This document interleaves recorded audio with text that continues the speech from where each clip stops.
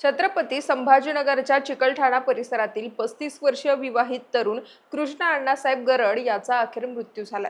22 एप्रिलच्या दिवशी सासूरवाडीत जाऊन विष घेतल्यानंतर घाटी रुग्णालयात त्याच्यावर वैद्यकीय उपचार सुरू होते। पण 15 दिवसांच्या उपचारानंतरही त्याच्या प्रकृतीत कुठलीही सुधारणा झाली नाही आणि 7 मेच्या सकाळी कृष्णानं या जगाचा कायमचा निरोप घेतला। आता याचं कारण काय? तर त्याच्या पत्नीचे लग्नापूर्वीचे अनैतिक संबंध अजूनही चालूच होते। त्यात तिच्या प्रियकराकडून सतत मिळणाऱ्या धमक्या आणि सासरच्या मंडळींकडून होत असलेला मानसिक छळ, या सगळ्यांना कंटाळून कृष्णानं आत्महत्या केल्याचं आता समोर येत आहे। तर या प्रकरणी कृष्णाची पत्नी, तिचा प्रियकर आणि तिचे आई वडील या चौघांच्या विरोधात सिडको MIDC पोलीस ठाण्यात गुन्हा दाखल करण्यात आलाय। कृष्णाचे वडील अण्णासाहेब गरड यांनी दाखल केलेल्या फिर्यादीत या घटनेमागची सगळी स्टोरी उलगडून सांगितली आहे। त्यामुळे या प्रकरणात सुरुवातीपासून शेवटपर्यंत नक्की काय काय घडलं आणि कसं घडलं, घरमालकाच्या एका संशयानं कृष्णाची बायको कशी अडकली, तेच मी तुम्हाला या व्हिडिओत सांगणार आहे। नमस्कार, मी पूजा आणि आपण पाहताय देदनका। तर मंडळी, या घटनेतील फिर्यादी अण्णासाहेब गरड हे शहरातील चिकलठाणा विमानतळामागे असलेल्या लकी पार्क मध्ये राहतात। सुतारकाम करून ते आपल्या कुटुंबाचा उदरनिर्वाह करतात। त्यांना एकूण 3 मुलं, तिघांचीही लग्न झालेली। मधला मुलगा कृष्णाचं लग्न 7 वर्षांपूर्वी वैष्णवी सोनवणे नावाच्या मुलीसोबत झालं होतं।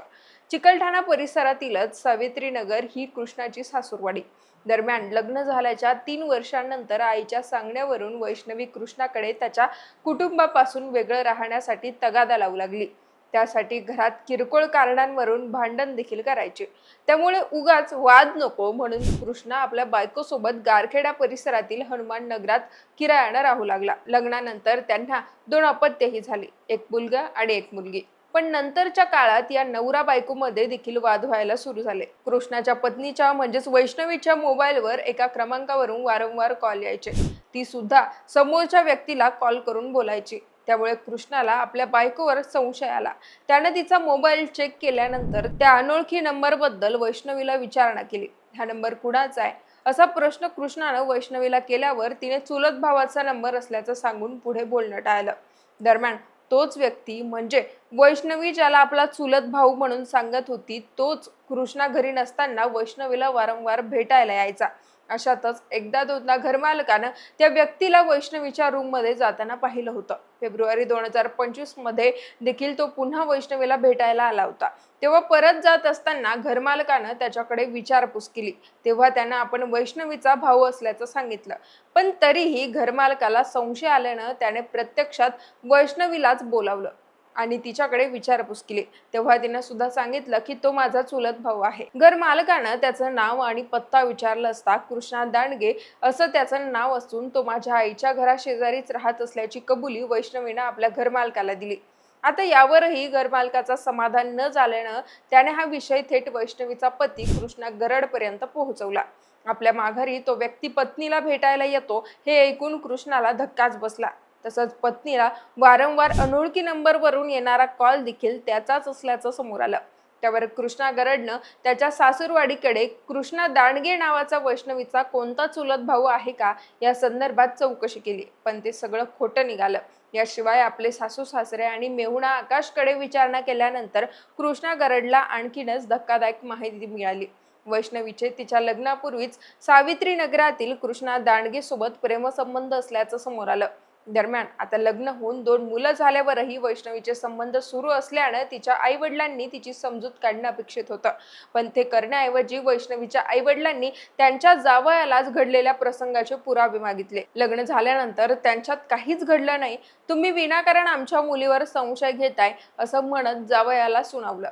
तर मंडळी, खरं तर वैष्णवीच्या आई वडिलांना आपल्या मुलीचं प्रेम प्रकरण माहीत होतं, पण तरीही त्यांनी कृष्णा गरड सोबत तिचं लग्न लावून दिलं। बरं, लग्नानंतर तिचे संबंध उघड होऊनही कृष्णानं वैष्णवीला समजावण्याचा प्रयत्न केला, पण तिने प्रियकर दांडगे सोबतचे संबंध तोडले नाही। कृष्णानं दांडगेला सुद्धा कॉल करून या बाबतीत विचारणा केली आणि त्यालाही समजून सांगण्याचा प्रयत्न केला, पण दांडगेनं उलट कृष्णालाच धमक्या द्यायला सुरुवात केली। दरम्यान या सगळ्या प्रकरणामुळे मानसिक त्रास वाढल्यानं कृष्णा एकटाच पुण्यात निघून गेला। तिथं त्याने काही काळ प्रायव्हेट जॉब केला। पुढे तो नाशिकला आला। मागील काही दिवसांपासून तो तिथेच जॉब करून राहू लागला। तर वैष्णवी 2 मुलांसह तिच्या माहेरी चिकलठाण्यातील सावित्री नगरात राहू लागली। या काळात कृष्णाला त्याच्या मुलाची व मुलीची आठवण यायची. तो दोन्ही मुलांना कॉलवर बोलण्याचा प्रयत्न करायचा, पण वैष्णवी बोलू देत नव्हती. अशातच 18 एप्रिलच्या दिवशी कृष्णा गरड हा आपल्या आई वडिलांना भेटण्यासाठी नाशिकहून छत्रपती संभाजीनगरला आला.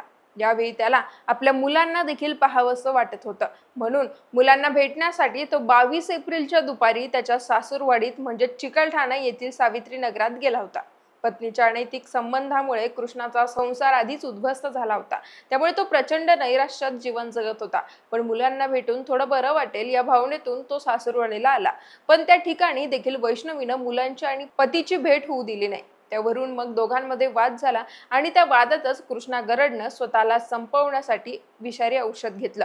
दरम्यान वैष्णवीच्या आईनं कृष्णाच्या वडिलांना म्हणजेच अण्णासाहेब गरड यांना कॉल करून सांगितलं की तुमच्या मुलानं आमच्या घरी येऊन विष पिलंय.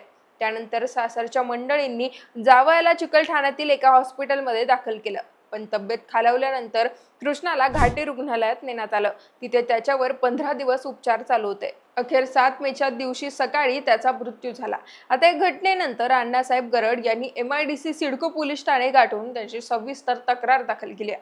त्यानुसार आत्महत्येस प्रवृत्त केल्याप्रकरणी वैष्णवी गरड, तिचा प्रियकर कृष्णा दांडगे, तिची आई मीरा सोनवणे आणि वडील नागनाथ सोनवणे या 4 आरोपींवर गुन्हा दाखल करण्यात आलाय. या घटनेच्या तपासादरम्यान कृष्णा गरडनं नाशिक पोलिसांच्या नावे लिहिलेला एक अर्ज आढळून आलाय. MIDC सिडको पोलिसांनी कृष्णाच्या मृत्यूनंतर त्याच्या बॅगची झडती घेतली होती. त्यात नाशिकच्या आडगाव पोलीस ठाण्याच्या वरिष्ठ पोलीस निरीक्षकांचं नाव लिहिलेला एक अर्ज सापडला. या अर्जात पत्नी वैष्णवी, प्रियकर कृष्णा दांडगे आणि सासू सासरे यांच्याकडून होत असलेल्या अमानुष मानसिक छळाचा सविस्तर उल्लेख आहे. तर दुसरीकडे गुन्हा दाखल होताच पोलिसांनी 4ही आरोपींना ताबडतोब अटक केली आहे. त्यांना न्यायालयात हजर केल्यानंतर 5 दिवसांची पोलीस कोठडी सुनावण्यात आली आहे.